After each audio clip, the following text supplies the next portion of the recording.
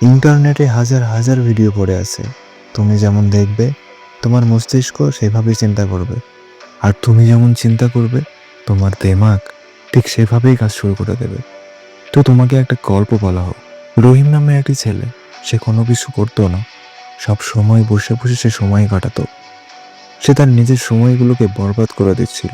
তো রহিমের গ্রামের প্রধান রহিমকে ডেকে একদিন বলে যে, রহিম, তুমি কিছু করো না কেন? আমি সারাদিন দেখি তুমি বসে বসে তোমার সময়গুলোকে বরবাদ করে দিচ্ছ, কিন্তু কেন করছো এমন? তুমি যদি এভাবে তোমার সময়গুলো বরবাদ করতে থাকো, তাহলে তুমি একদিন পাগল হয়ে যাবে। তখন রহিম গ্রাম প্রধানকে বলে যে, আমি তো অনেক কিছু করতে চাই, কিন্তু আমার কাছে তো কিছুই নেই। তখন গ্রাম প্রধান রহিমকে বলে, তোমার কাছে কি সত্যি কোনো কিছু করার মতো কিছু নেই, নাকি তোমাকে শেখানোর কেউ নেই?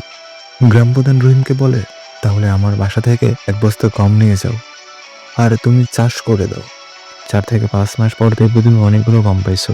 তারপর তুমি সেই গমগুলো বিক্রি করে আরো বড় ধরনের চাষের ব্যবসা করতে পারো।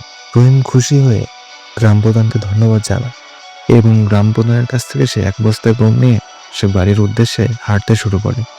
সন্ধ্যা নেমে গেছে, আস্তে আস্তে অন্ধকার হয়ে যাচ্ছে। রহিম যাইতে যাইতে রহিমের চোখ একটা বড় আখ ক্ষেতের দিকে পড়ে। রহিম চিন্তা করে, এভাবে একা হেঁটে হেঁটে মাথায় বস্তা নিয়ে যাওয়ার থেকে আখের থেকে একটা আখ ভেঙে খেতে খেতে যাওয়া ভালো। তো রহিম আখ খেতে গিয়ে একটা আখ ভেঙে নিল এবং সে খেতে খেতে বাড়ির দিকে রওনা হইল। বাড়িতে আসার পর রহিম দেখে যে তার মাথায় যে বস্তাটা ছিল, সেখানে সেই বস্তার প্রায় সমস্ত গম মাটিতে পড়ে গেছে। ব্যাপারটা হলো, রহিম এতটা খেয়ালই করে নাই যে বস্তার নিচে একটা ছোট ছিদ্র ছিল। এখন রহিম আফসোস করতেছে, কিন্তু এখন তার এই আফসোসের কোনো ফায়দা হবে না। ঠিক আমাদের জীবনেও এরকম স্বল্প কিছু আনন্দ আসে, আর আমরা সেই আনন্দকে উপভোগ করার জন্য আমরা আমাদের বাকি জীবনের স্বপ্নগুলোকে আমরা হারিয়ে ফেলি। রহিম আফসোস করতে থাকে যে অনেক দিন পর একটা সুযোগ পাইলাম। ঠিক আমাদের জীবনেও এরকম অনেক সুযোগ আসে, যেটা আমরা স্বল্প কিছু আনন্দের লোভে সেই সুযোগগুলোকে হারিয়ে ফেলি। তারপর একদিন আফসোস করতে করতে মরে যাই, জীবন শেষ করে ফেলি।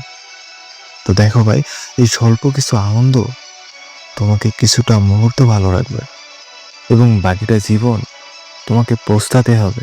এই জন্য তোমাকে প্রচুর কাঁদতে হবে।